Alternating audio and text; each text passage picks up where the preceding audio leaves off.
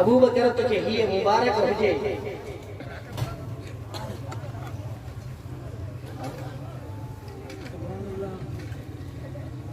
चैन किताबन हदीस से तफसीरन जे लिखियो मां लिखी खड़ी है दुर्रे मंसूर रूहुल बयान सीरत हल्दिया रियाज़तुन नज़रा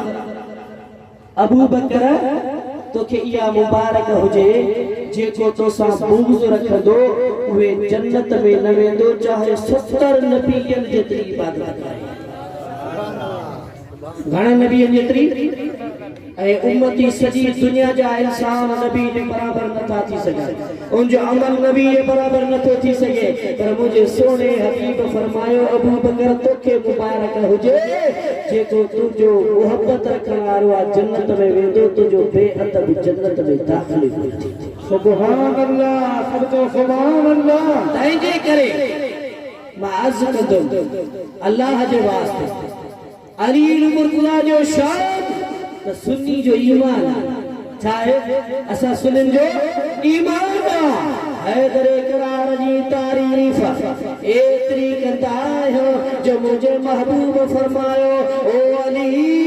तू मोमिन मुनाफिक जे सुजानप जी निशानिया जी सुनार वट कसवटी हुंदिया वो सच्चे खरे खोटे सोन चाची के परखींदा आहिनि या रसूल अल्लाह सल्लल्लाहु अलैहि वसल्लम अली मुर्तजा का सोटी किया पार फरमाया अली मुर्तजा दी तारीफ कर मोमिन जो अंदर ढरी पवंदो मुनाफिक जे मुंह में गुंज पई वेंदा बाबो वरी कहजो अल हसन व हुसैन सैयदो मिन शबाब अहल जन्नह मुझे ताजदार नबी फरमाए तो बाबो हसनैन जो हसन हुसैन जन्नत जे नौजवान जा सरदार वर्ग जो खातून जन्नत जो मुझे ताजदार नबी फरमाए अमा तरदीन अंत कुनी सैयदतुन निसाइल आलमीन ओ खातून जन्नत छातू हिन गाल में राजी नहीं तजरे क़यामत जो बिहारो थींदो गौसल कुतुबन वलियन असहाबन नबीयन जो घरवारी पुठते हुजे तुझी सकीन मर खदीजतुल कुबरा पे पुठते हुंदी अग में तू हुंदिया सजे जहान जे और तुझी सरदार ए फातिमा तू जेके जन्नत जी टिकट दी दियो आवेंदी जे जन्नत जी दीवा करे जन्नत में कोन वेंदी सुभान अल्लाह ओ मुसलमान छा थियो तोखे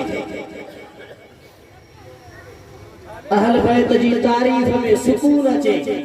मुस्तफा जे मथो सिर कुर्बान करण वारन जे लाइ तकलीफ दे न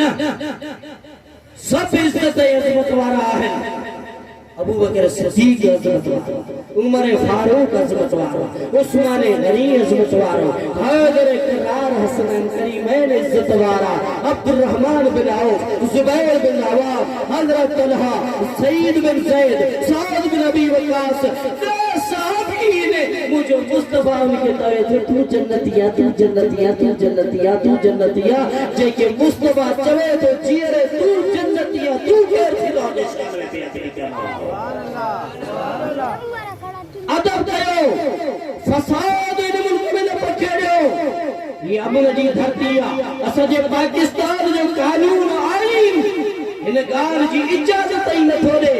असा मज़हबी मामले में उलझी करे एक फिरके वारो बे के घटवद गलाए बे फिरके वारो बे के घटवद गलाए ना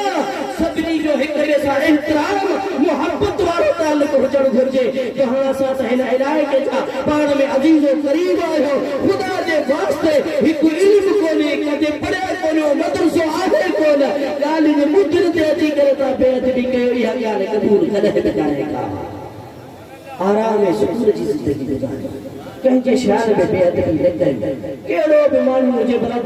सब वेठा आहियो मूंखे कहिड़ो भाग कोन्हे त कंहिं बि माण्हू खे ॻाल्हि त पोइ असां सहाबा ताईं वञी करे पंहिंजी ज़ुबान खोलियो इहा इजाज़त असांखे कंहिं ॾिनी आहे न न ख़बरदार न शरीयत इजाज़त ॾे थी न कानून इजाज़त ॾे थो न इल्मु इजाज़त ॾे थो न पाकिस्तान जो कानून इजाज़त ॾे थो सभिनी खे इहो हुकुम आहे त बाहमी रवादारी बाहमी मुहबत बाहमी ताल्लुक़ सां ज़िंदगी गुज़ारियो इहे ज़िंदगी गुज़रंदी मुहबत वारी त तव्हां असां सूंघरा पाण में खीर कढंदी पूरो कर दे मैं थोड़ा किया सही तो तव्हांजी मसइलो इहो आहे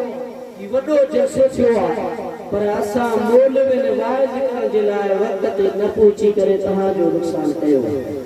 11 बजे ताईं 8-9 खां करे नात शरीफ़ हलंदियूं रहियूं अल्हम्दुलिल्लाह हाणे तव्हांजी ख़िदमत में वरी बि गुज़ारिश इहा आहे त तव्हां गौसुल आलमीन जा मुरीद आहियो रोज़े धनी जा मुरीद आहियो बिटाई कैलेंडर जा मुरीद आहियो साईं आशिक़ी शाह जा मुरीद आहियो साईं गंबरवार जा मुरीद आहियो पीसी पगार जा मुरीद आहियो कंचा बि आहियो पर सुन्नी आहियो तव्हां पाण में मुहबत वारे ताल्लुक़ सां ज़िंदगी गुज़ारियो जेके ॿियनि मसलकनि में विया आहिनि उन्हनि खे बि तव्हां कुझु कोन चओ जे करे को तव्हां सां ॻाल्हाइण जी कोशिशि करे त उनखे चओ दादा बेअदबी वारे मामले में असां सां गुफ़्तगू अल्लाह ताला तव्हां सां सभिनी खे अहले सुन्नत जे अक़ीदे जे मथां हलण जी तौफ़ीक़ अता फ़रमाए व अल्हम्दुलिल्लाह सुभान अल्लाह अजीब दोस्त जियां त मेहमान भी पहुंचण वारनि खे पहुची आहिनि असां